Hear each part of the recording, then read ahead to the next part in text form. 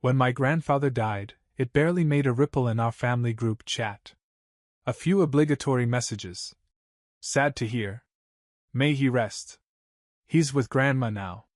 The kind of empty grief you send to keep up appearances. But no one really mourned. Especially not my mom. My grandfather, my dad's dad, was a ghost in family conversations. Mom hated him. Said he was cold, prideful, and stingy. Said he never helped out when we needed it. She once told me he skipped my 3rd birthday on purpose. Just to make a point. I never even knew what the point was. Growing up, I saw him maybe once a year. He'd show up with a check for $50 and a quiet nod. No hugs. No warm stories. But he looked at me like he saw something, like I wasn't just another face at the kids' table. He never said much, but he always asked what I was building or reading. No one else did. Then he was gone. He passed away at 87 in his sleep. No drama.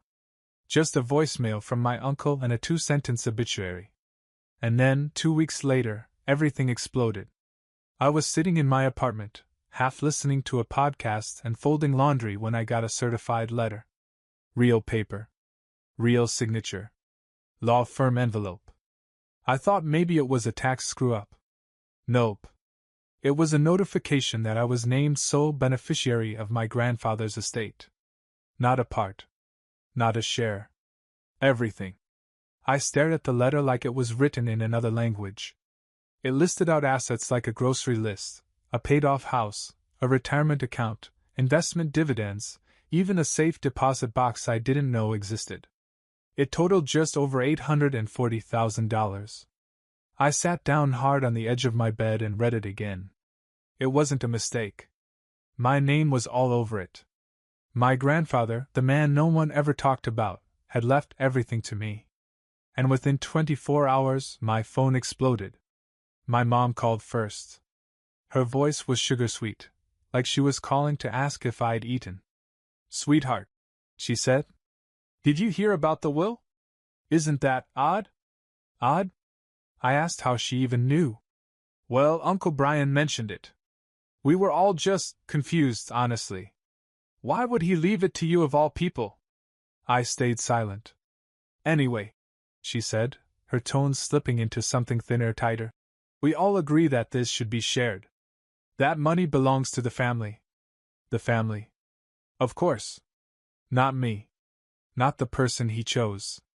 Mom went on. "I mean, we could really use it right now. You know, your sister's tuition, the house repairs, this could really help everyone." I asked her point blank. "Did Grandpa ever help you when you asked?" She scoffed. "No. He never lifted a finger. That's why this is so ridiculous." "Maybe," I said, "he finally decided to lift one." That's when the sugar in her voice disappeared. The next few days were a parade of guilt-wrapped manipulation. Texts from cousins I hadn't heard from in years. Calls from my uncle suggesting we could all sit down and talk things out. Even my brother chimed in with, "You don't actually think Grandpa meant to give it all to you, right?" But I wasn't budging. I didn't ask for this inheritance. I didn't expect it. But if the man who everyone ignored saw something in me, I wasn't going to throw that away just because my family suddenly remembered my name. Then Mom called again. This time she didn't ask. She told. "There's going to be a meeting at the house next Sunday," she said. "Everyone will be there. We're going to talk about how to handle this maturely. Like adults." She didn't say it, but I heard it in her tone. "Bring the checkbook." I almost said no. But something in me burned too hot to ignore. If they wanted a meeting, fine. I'd show up. But I wouldn't come alone.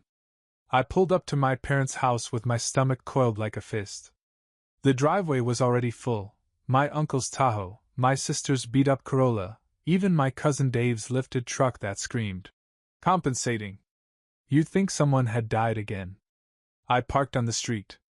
Before I got out, I glanced at the passenger seat. My lawyer, Maria, was scrolling through the last page of the letter we prepped. "You ready for this circus?" she asked, not looking up. "Ready as I'll ever be." She smirked and flipped the folder shut. Just remember, don't sign anything, don't engage emotionally, and let me talk first. Even if they cry? Especially if they cry. We stepped up to the front door, and I didn't even get to knock before it swung open. My mom stood there, face set in what she probably thought was a warm smile. Her eyes flicked past me to Maria. Oh. You brought someone.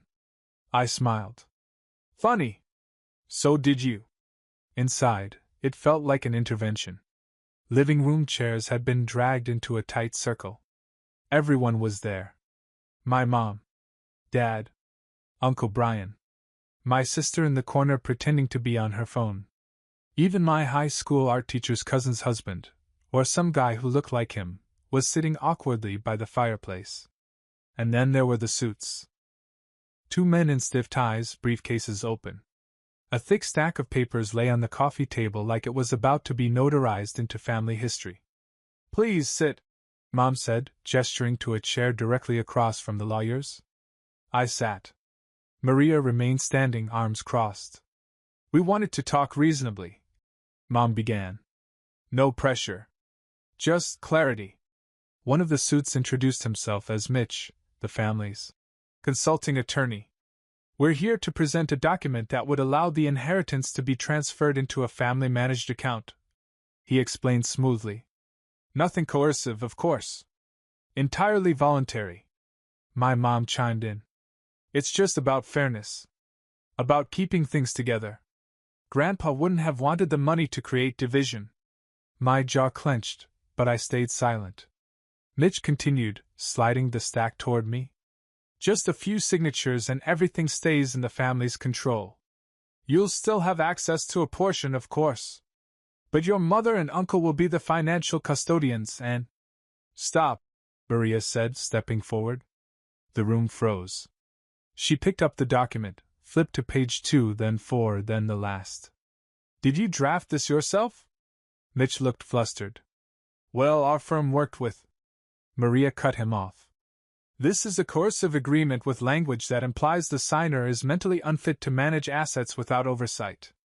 Which, for the record, is grounds for legal retaliation. My mother's face drained. It's just precautionary. We weren't trying to… Trying to what?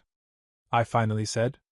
My voice was quiet, but the room heard it like thunder. To take what someone gave me? Because it didn't go to you? Everyone stared at me. Like I was ruining Christmas. Like I was the villain in a movie where I had somehow stolen the plot twist. I stood up slowly, still holding the unsigned contract. Then I placed it back on the table and said what I'd been waiting all week to say. Funny thing, you thought I'd come here alone. Maria smiled, cool and sharp. We're filing a cease and desist. If there's another attempt to manipulate or defame my client regarding this inheritance, we'll pursue legal damages. The lawyers looked like they wanted to sink into the floor. My uncle muttered something about miscommunication. My mom opened her mouth, but no words came out. And I just walked to the door. I didn't ask for the money, I said without turning around. But it's mine now. And I'm done being cornered for what someone else thought I deserved. Then I walked out. But it wasn't over yet. After that circus of a family meeting, things went eerily quiet. No texts from my mom. No passive-aggressive emails from Uncle Brian. Not even a sarcastic meme from my sister, and that was her favorite language.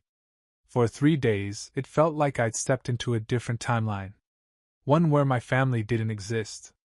It should have felt peaceful. But it didn't.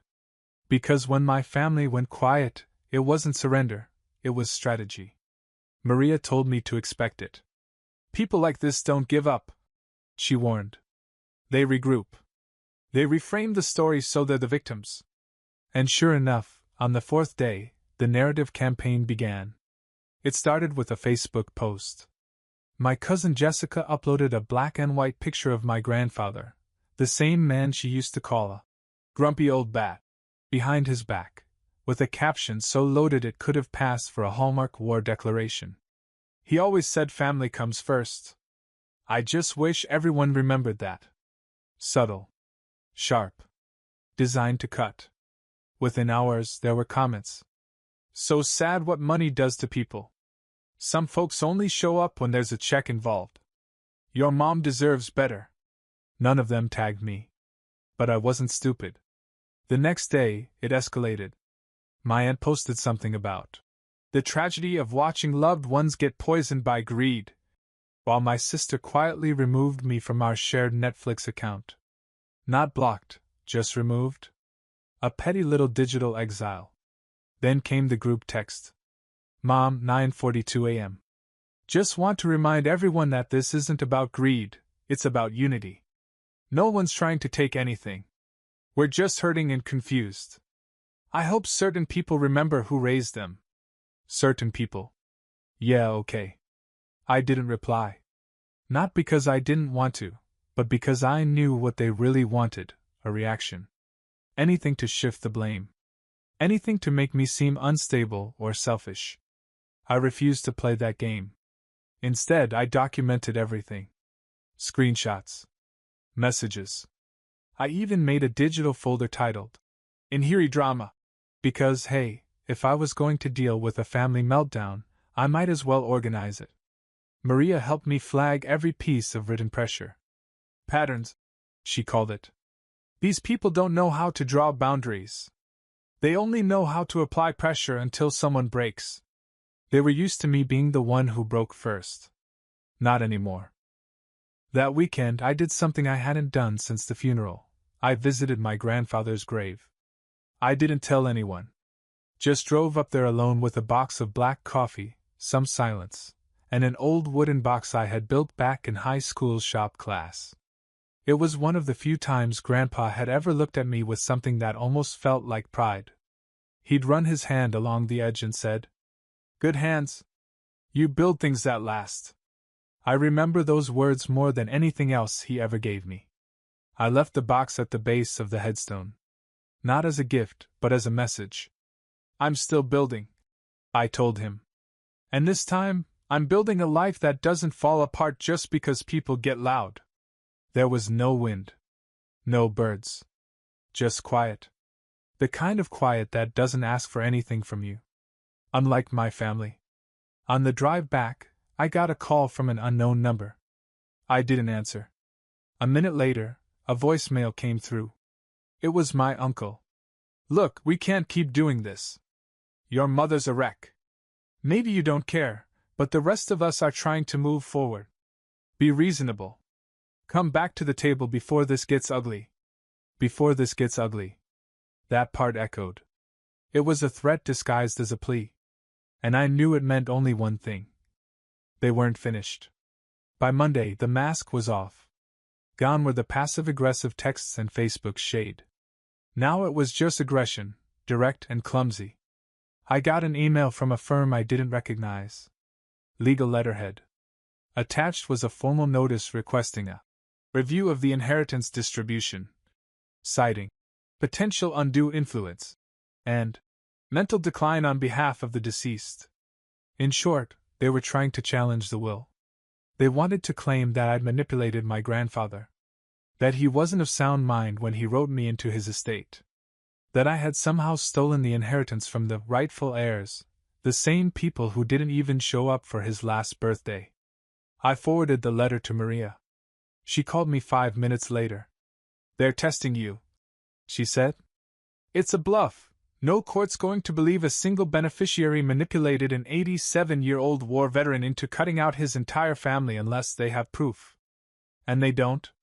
Still, she recommended we respond, just to send a message.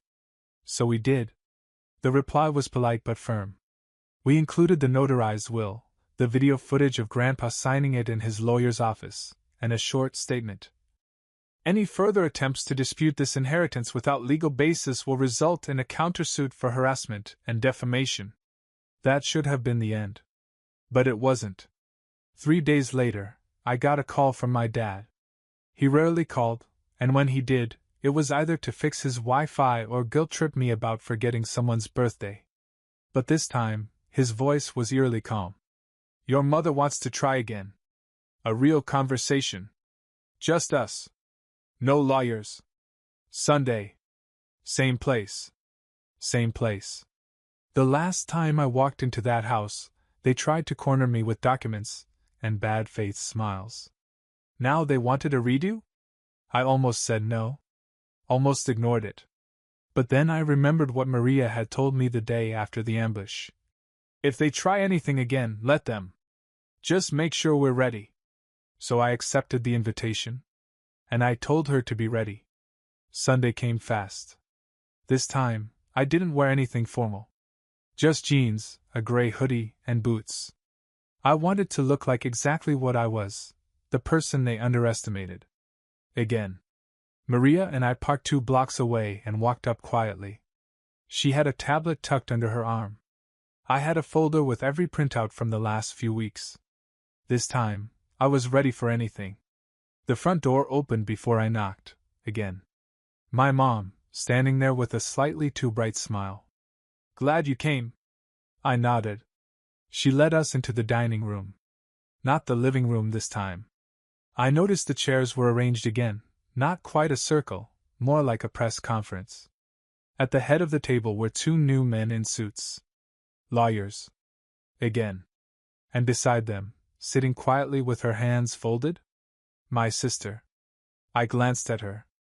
She looked uncomfortable. Guilty, maybe? But she didn't say a word. Please, one of the lawyers said, gesturing to the seat opposite them. We just want to present a possible compromise. I didn't sit. Maria stepped forward. Let's see it, she said calmly. They handed her a folder. It was a rewritten agreement, slightly different, more legalese, but the same core message: transfer the inheritance into a family-managed trust, with the money distributed, equitably, under supervision. I looked around the room.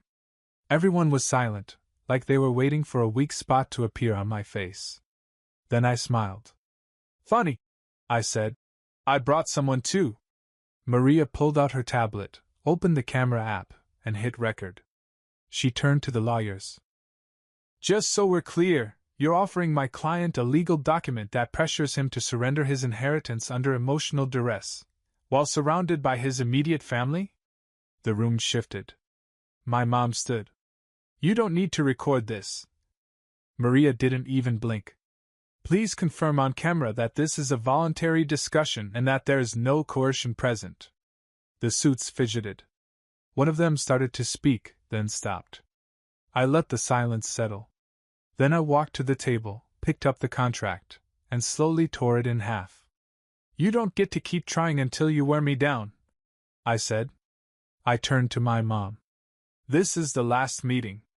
And I meant it. After the second ambush, the silence wasn't strategic anymore. It was just pathetic. No calls. No emails. No cryptic Facebook shade. Just a vacuum, like they'd finally realized I wasn't bluffing. Or maybe they were regrouping for some other scheme. Either way, I didn't care. Because for the first time in my life, I felt like I was steering the damn car. Maria filed a formal letter of intent that same week.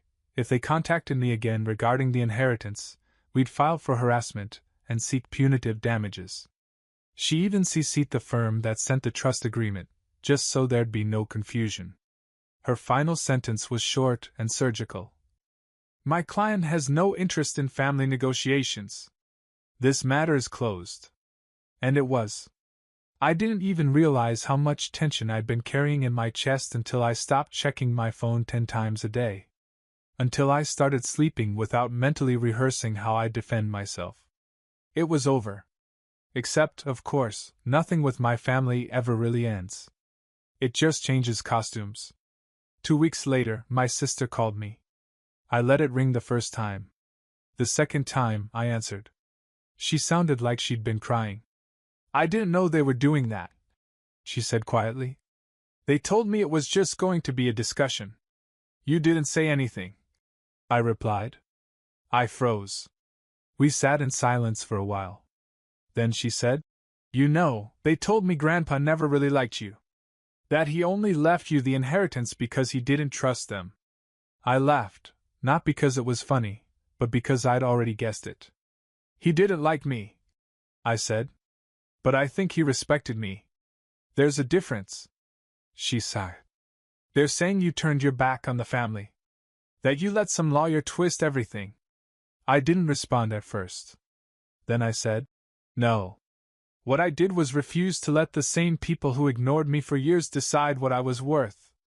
Grandpa made that choice. I just enforced it. She was quiet again. I'm not calling to fight, she said.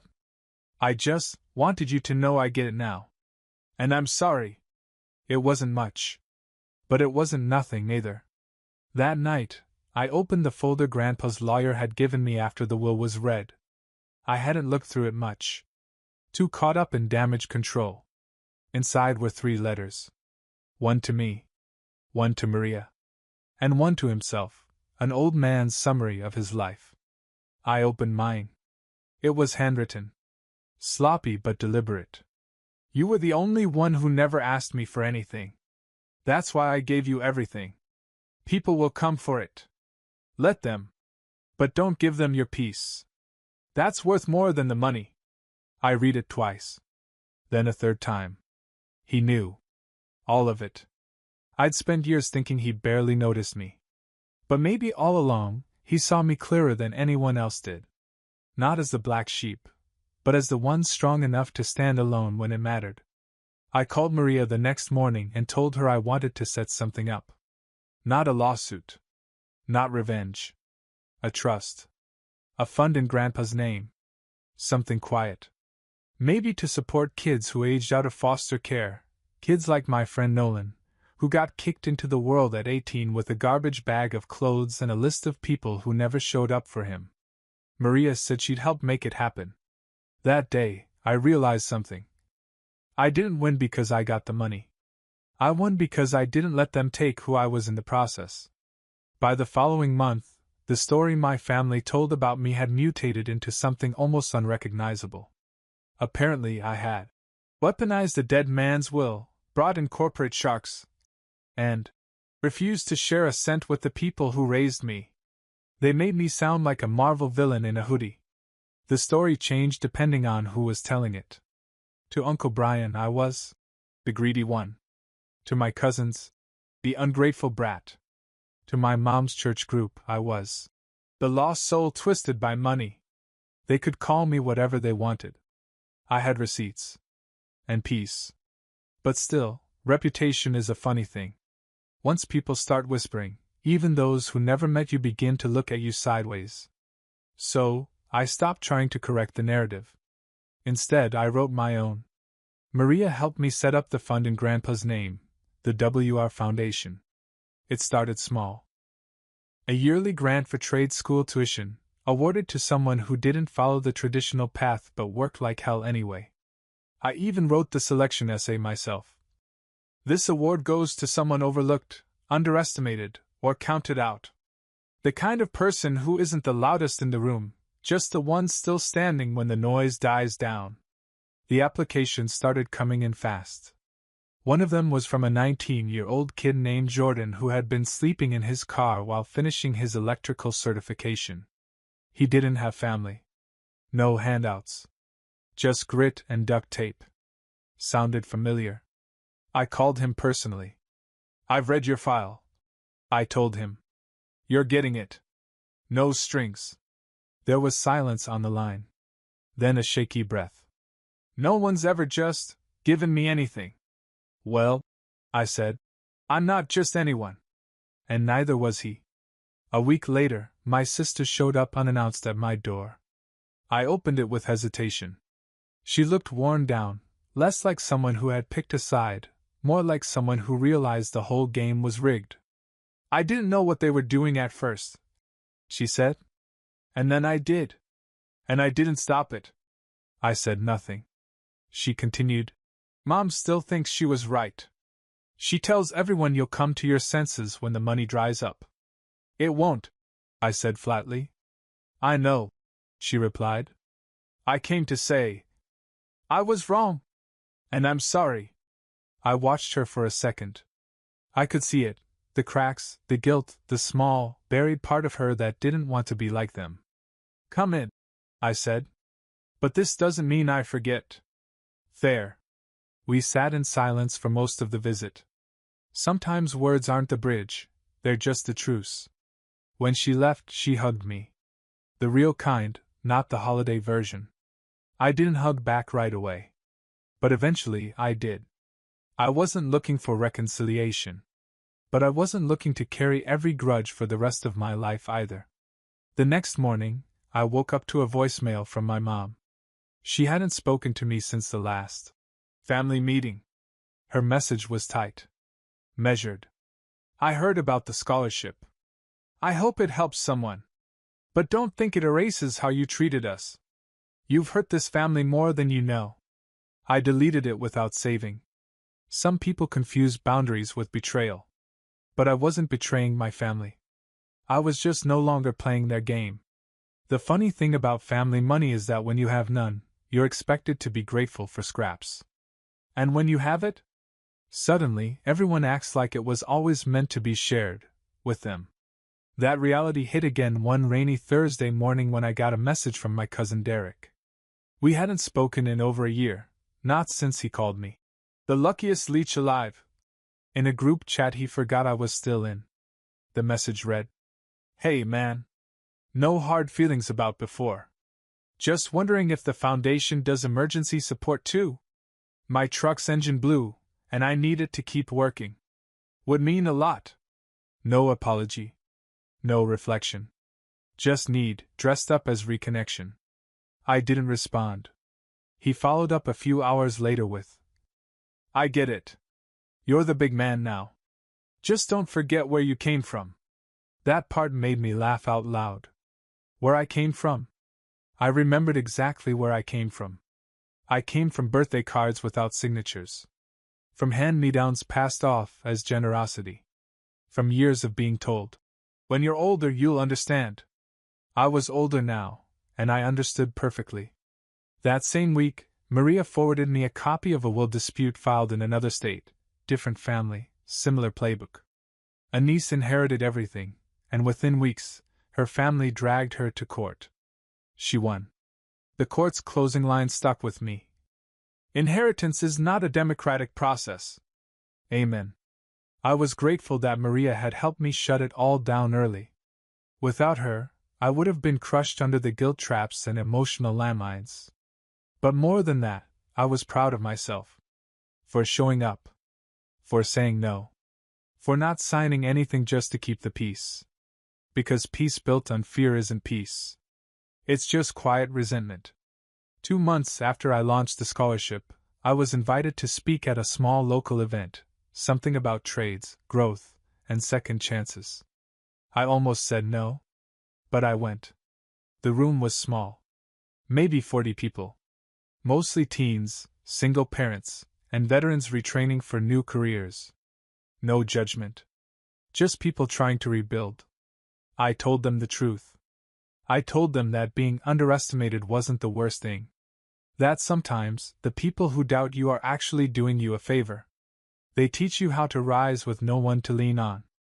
Afterward, a man my age, rough hands, nervous energy, approached me. "My brother took everything when our parents died," he said. "Said I wasn't smart enough to manage it. I've been working my way up ever since. What would you do?" I looked at him. Saw the anger barely held together with duct tape. "I'd let them lose sleep," I said. "And I'd build a life so solid, they can't buy their way back into it." He didn't say anything. Just nodded once. Sharp and heavy. Like it landed deep. When I got home that night, I sat on my porch, the one I paid for with my own damn hands, and thought about how many versions of me would have cracked under the pressure. Younger me would have given in after the first guilt trip. Would have signed the money away just to hear, "I'm proud of you," from people who'd never say it. Now, I was proud of myself. And I had nothing to prove to anyone else. The story didn't end the day I tore up that contract in front of my family. It didn't end when I walked out of the house, or when Maria filed the cease and desist letters, or even when I deposited the last check from Grandpa's estate into a foundation that would never bear my mother's name. It ended on a random afternoon, 6 months later, in a grocery store parking lot. I was walking back to my car when I heard my name. Alex. I turned. It was my mom. She looked different. Not older, just smaller. Like the weight she used to carry in volume and control had been slowly bleeding out of her. She was holding a bag of apples and standing awkwardly like she didn't expect me to stop. I waited. I heard about the scholarship, she said, her voice trying to sound neutral. I'm not here to talk about the foundation, I replied. Or the inheritance. She nodded. I figured. There was a long pause. Then, finally, I never hated you, you know. That sentence could have meant a dozen things. And none of them changed anything. I nodded once, got in my car, and drove away. She didn't stop me. She didn't chase. She didn't cry. She didn't yell. And for the first time in our entire relationship, I realized something. She had nothing left to hold over me. No power. No leverage. No story in which she was the victim and I was the selfish one who needed fixing. I wasn't the fixer anymore. I was the architect of my own peace. That night, I sat down and opened the last of Grandpa's letters, the one he wrote to himself.